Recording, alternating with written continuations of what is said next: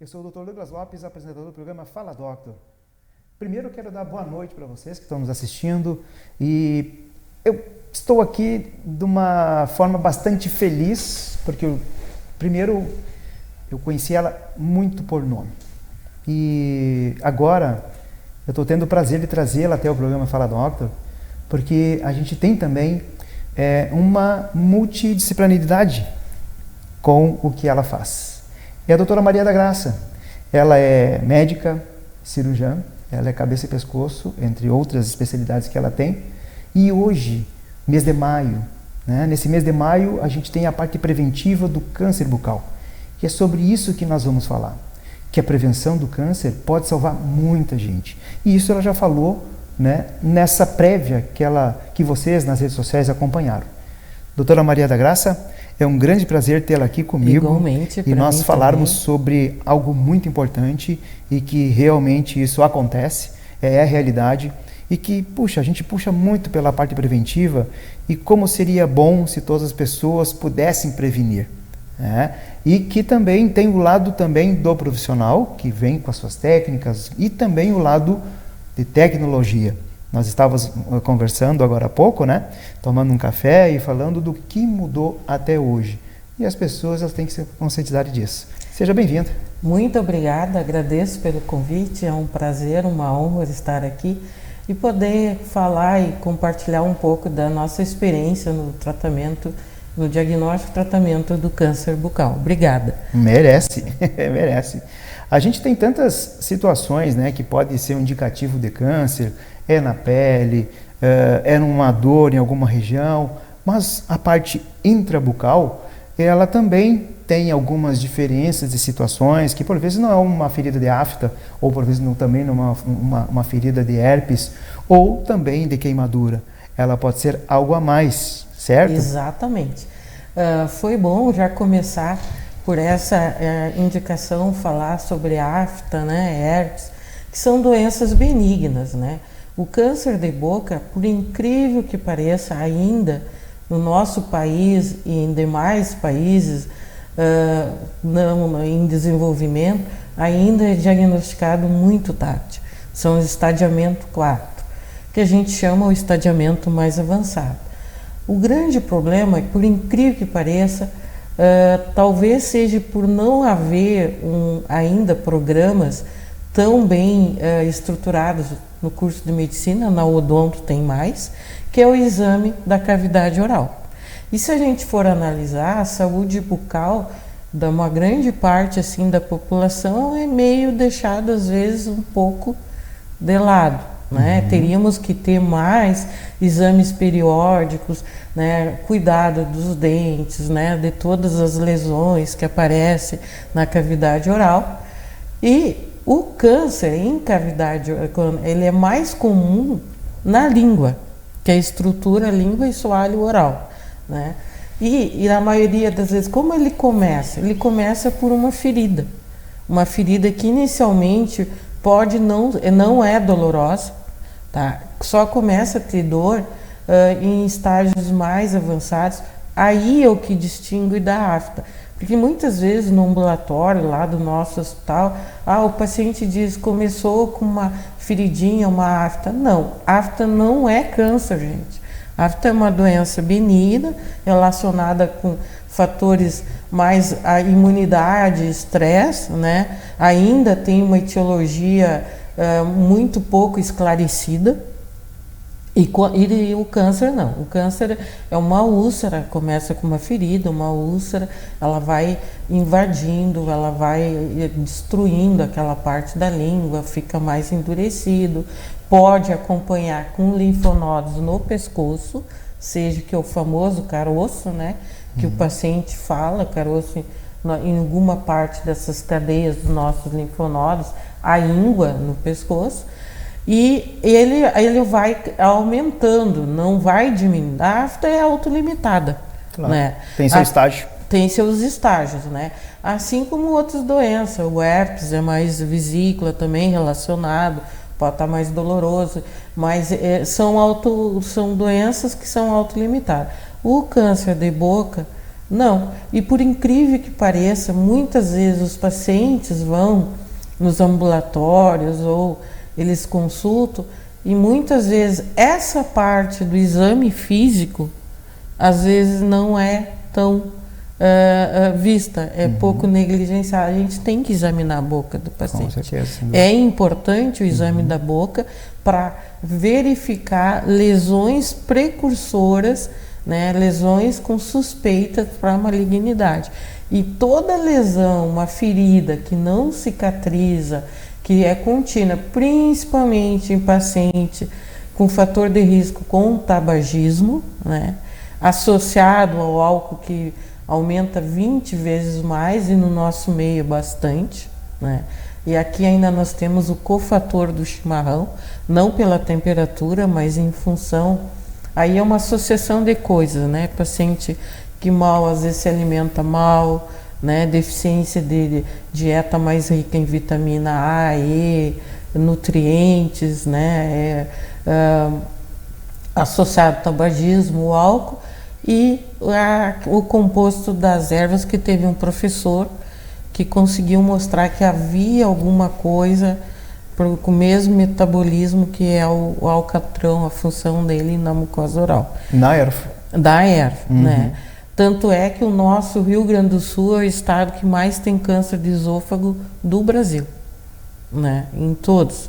Então, hoje, tem alguma associação, é uma associação de fatores. Não quer dizer que isso implique que uma pessoa vai ter, não. Principalmente o maior fator de risco é o tabaco. Claro. O europeu, ele fuma muito. Sim. E muito, né? Até há pouco tempo eu estive lá fazendo parte de um curso em Portugal, em Lisboa, e eu vi isso. E a França ainda continua tendo altos índices de câncer bucal, em função que eles têm a saúde bucal deles, eu acho que até em alguns aspectos é pior do que nós, brasileiros. Espanha, França, Portugal, eles têm realmente uma... Não cuidam muito bem da saúde bucal. Muito. Não é só os dentes, né? É todo um conjunto. Isso não é falar de longe, não. É porque eu também conheço. Então, quando a gente vê essa situação... E na Espanha eles têm um costume em restaurantes, muita pituca de cigarro. Exatamente. E que para eles, assim, quanto mais pituca, o restaurante é mais famoso, né? Mas a pituca já tá mostrando que é um povo que fuma muito e não cuida muito bem da saúde, até mesmo se vê os dentes, né? Exatamente. Com uma certa um descuido. Um descuido.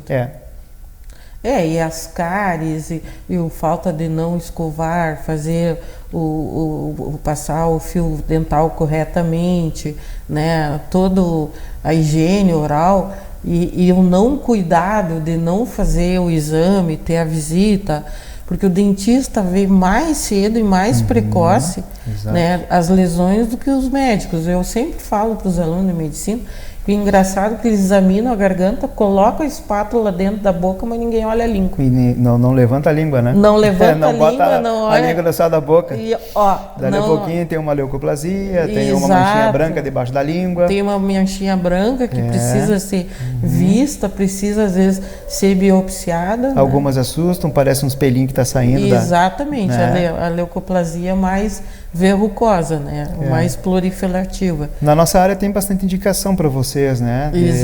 De situações assim com lesões que não se cura por mais de 10 dias e se mantém, aí então encaminha para a cabeça e pescoço para que ele possa examinar melhor, que possa entrar nessa situação se é ou não maligno, né? Exatamente.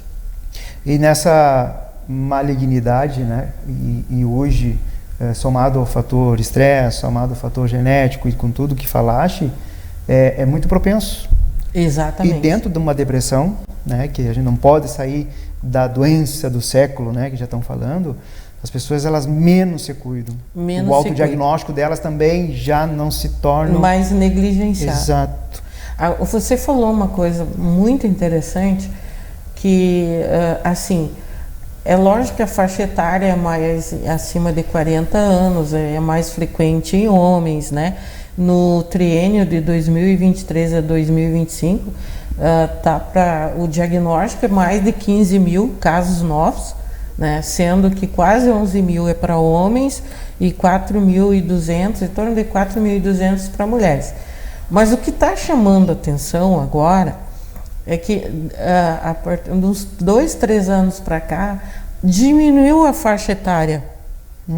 E está havendo câncer em pessoas jovens. Olha. Em rapazes e em mulheres jovens, né, que antes a gente não via tanto, né, não se fazia tanto diagnóstico.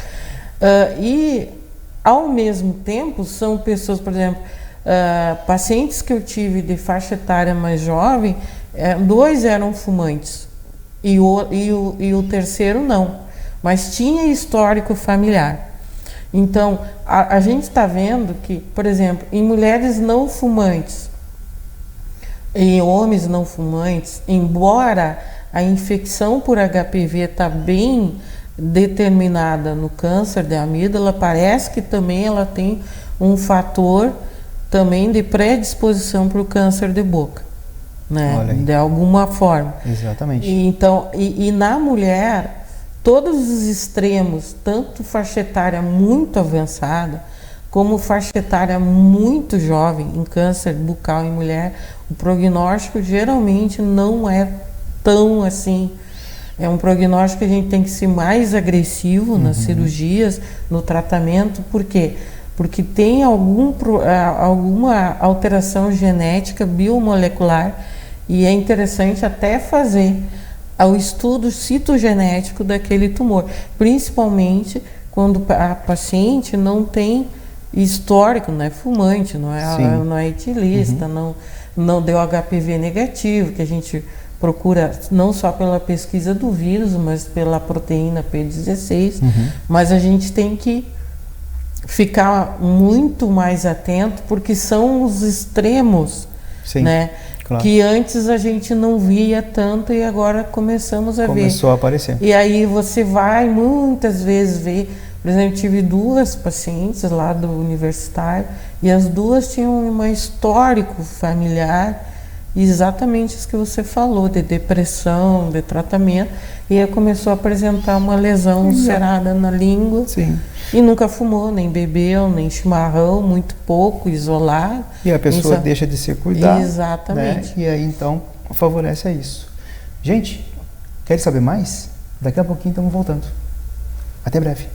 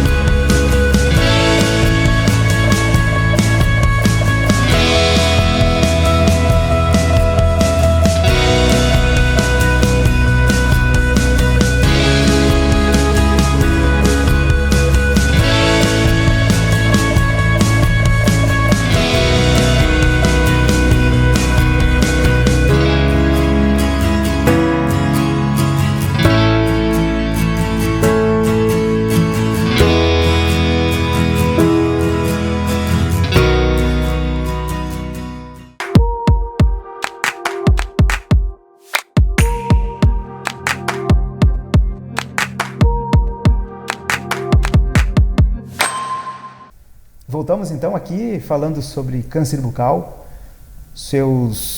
o diagnóstico, que é muito importante, mas também o que está acontecendo atualmente, né? E dentro do quadro da depressão, as pessoas, elas não se cuidam, elas esquecem de tudo, entram num estágio assim que, né, não Verdade. tem. Então isso, claro, acontece mesmo, de uma dor, aquela dor é mais mental, mas tem dores também que no corpo está acontecendo. Somatiza. E o câncer, ele é silencioso. É silencioso. E aí, como falaste, né, que quando se sente a dor, ele já vai estar num estágio mais avançado. Uma coisa também, um fato que eu acredito, não, que nos prejudicou muito e veio pacientes com doenças mais avançadas, foi a pandemia.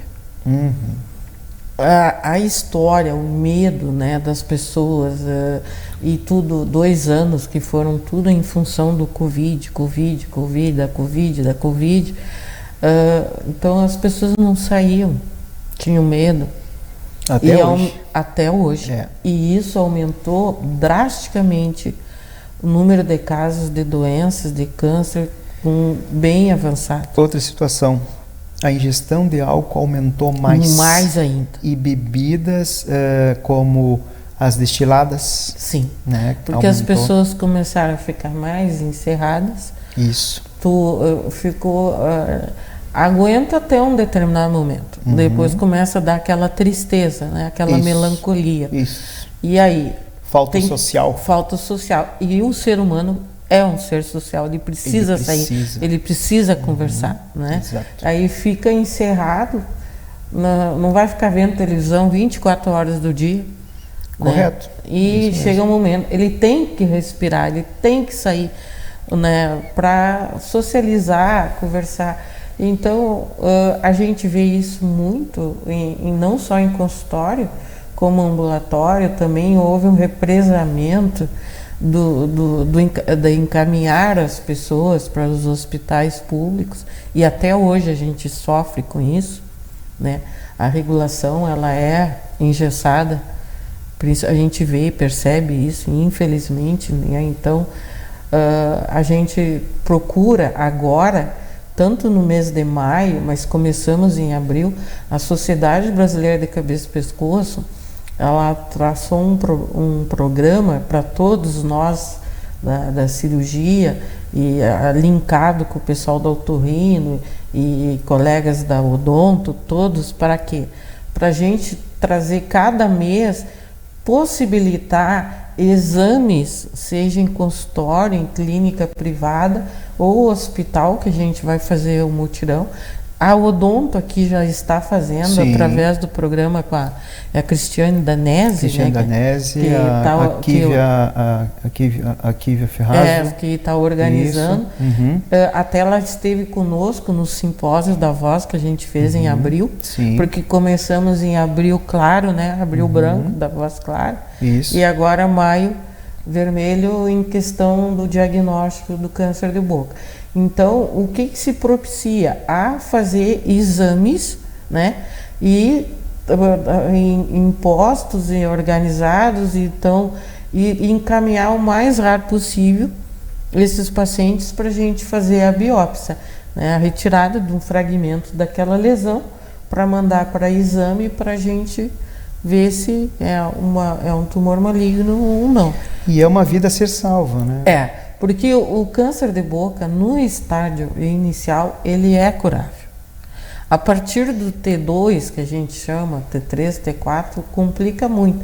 Os estágios avançados, como a gente diz estágio 4, em menos de 45% eles têm sobrevida em 5 anos. Exato. Então, cai muito a taxa de cura, porque são cirurgias mais complexas, mais invasivas, mais traumáticas, com reconstrução, né, usando retalho, além de esvaziamento, tráqueo, sonda para se alimentar, depois radioquimioterapia, às vezes vai ter que usar a gastrostomia, porque a sonda nasoenteral, ela fica, o máximo ideal é ficar não mais do que 30 dias, porque senão funciona como corpo estranho, propicia sinusite.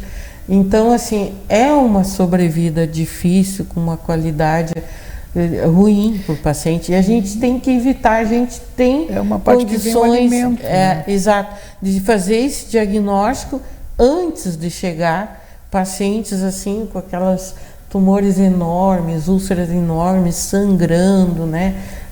Com odor fétido da família, muitas vezes acaba isolando, né? Às vezes o paciente vem sozinho, né? Ou vem com algum vizinho. Então são pessoas que muitas vezes estão em situações vulneráveis, né? E a gente tem que tentar amenizar esse quadro para não, né? Sabe-se que muitos desses pacientes têm um passado, às vezes não cabe nós julgar em nenhuma hipótese, mas com fumo, etilismo. Então, muitas vezes são pacientes que vêm uma história forte, mas a gente está ali para amenizar, tentar ajudar. Sempre o objetivo é a cura. Com certeza. E não, pelo menos, aumentar a sobrevida com qualidade de vida. Sabe que uma curiosidade que eu tenho hoje é em relação... antes se tinha mais casos rurais do que urbanos. Acredito que hoje já mais ou menos está mais parelho. Sim, porque antes o pessoal, assim, eu acho que tinha muita dificuldade, né, de chegar. E hoje é aquilo que a gente conversou anteriormente. Eu acho que é muito de ainda desconhecimento. De não conhecer a patologia. Por isso que é importante essas campanhas, né? Essas campanhas de diagnóstico, prevenção, começar lá na graduação dos cursos, né? Tanto da medicina, da odonto, dos demais cursos que integram a área da saúde, semiologia, porque é importante, né? Na enfermagem, na farmácia, seja o que for. Claro. Mas esses pacientes no lesão que está ali, que o paciente, né, tá sentindo, que está aumentando, ela tem que fazer a biópsia. Encaminhar, é um fragmento, é anestesia local. Se a pessoa, o colega não se sente assim tão familiarizado com receio, mas encaminhar, a gente tentar o máximo possível agilizar essa biópsia para a gente conseguir fazer o que realmente, porque a cirurgia, ela é a principal do tratamento, é a principal modalidade, né? Seja tanto inicial como também tumores avançados. Sabe que por vezes lesões traumáticas que acontecem em bochecha, lábio, língua, que as pessoas elas fazem a mordida, né? Fazem a mordida ou não, eu não digo até pela uma situação de um paciente com um problema, né, de uma paralisia hemifacial, né? Mas às vezes são situações quando a pessoa está muito cansada, né? E ela começa a morder. Tá? Sim, pela situação da mandíbula, ela ser um osso solto, né? Graças à musculatura, tendões, ligamentos e tudo ligando ela, mas tem isso. E aí começa a morder, vai lá, faz o trauma, aí cura. Daí a pouquinho vai de novo, e é sempre no mesmo lugar. E vai, e daí a pouquinho já vira uma situação diferente pela modificação celular. do epitélio. Que também acontece. Que acontece, né? exatamente.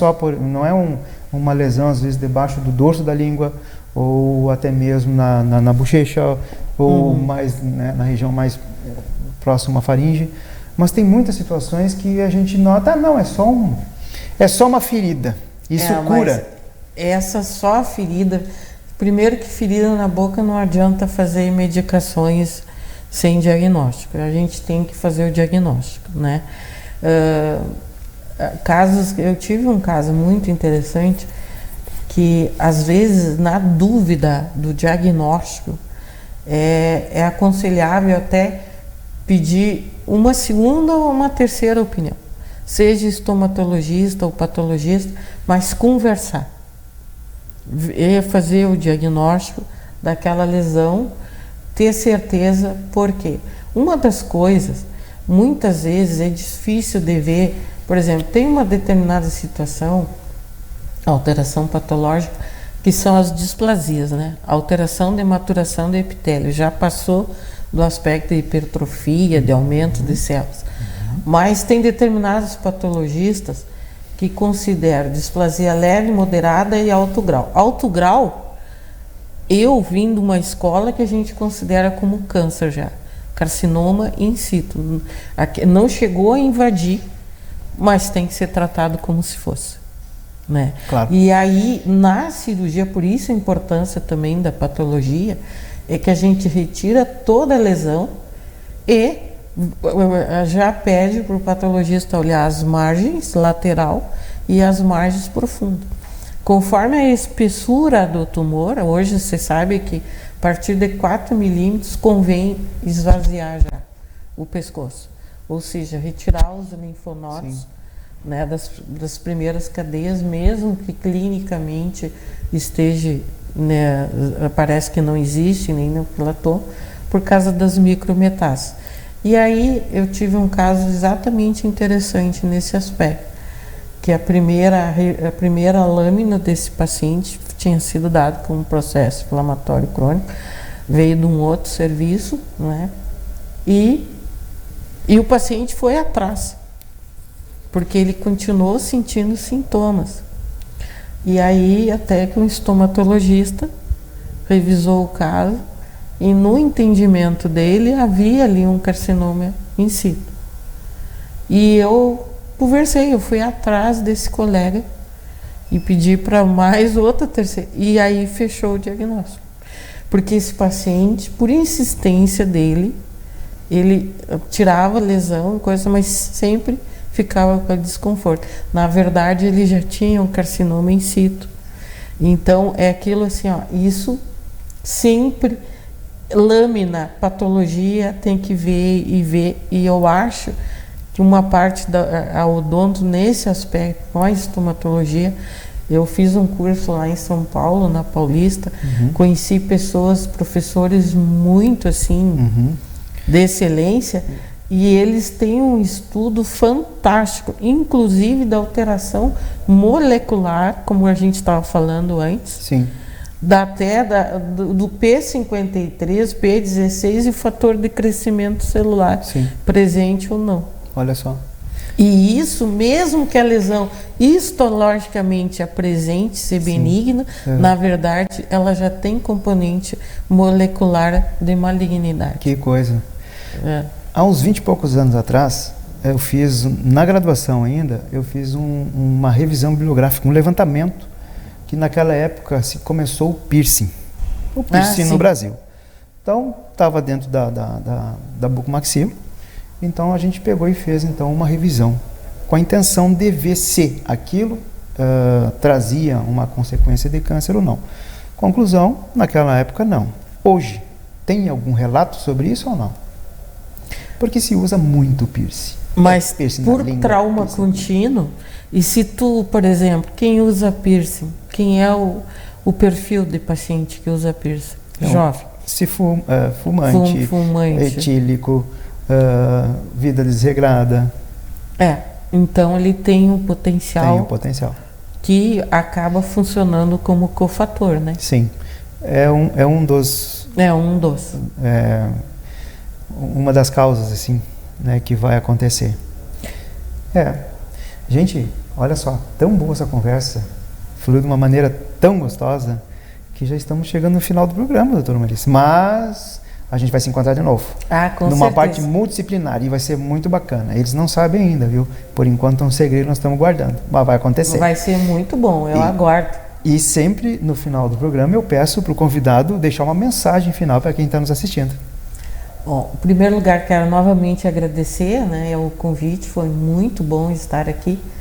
E dizer, né, pessoal, que os pacientes, potencialmente, os fumantes, né, que associam não, o uso, o consumo de bebida com alto teor alcoólico, né, de bebida destilada, assim, que se aparecendo lesões, procure o seu dentista, o especialista, o cirurgião de cabeça e pescoço, o otorrino, mas procure alguém que possa lhe encaminhar e fazer o exame dessa lesão e encaminhar para biópsia. O câncer de boca, ele tem cura, principalmente nos estágios iniciais. E é tão fácil examinar a boca, né, com apenas a luz, a espátula, né, examinar, levantar a língua, olhar a bochecha, os lábios, entre os dentes, atrás do dente, a área retomolar, olhar o palato, tirar a prótese dentária e examinar. A boca, gente, faz parte do exame físico do paciente. Isso mesmo. Doutora Maria Graça, muito obrigado pela sua participação. Eu que agradeço mais uma vez. Vamos nos cuidar, nós estamos aí na área da medicina, na área da odontologia, para ajudar a todos. E olha, prevenir é o melhor remédio. E não podemos remediar. A vocês, muito obrigado e até a próxima.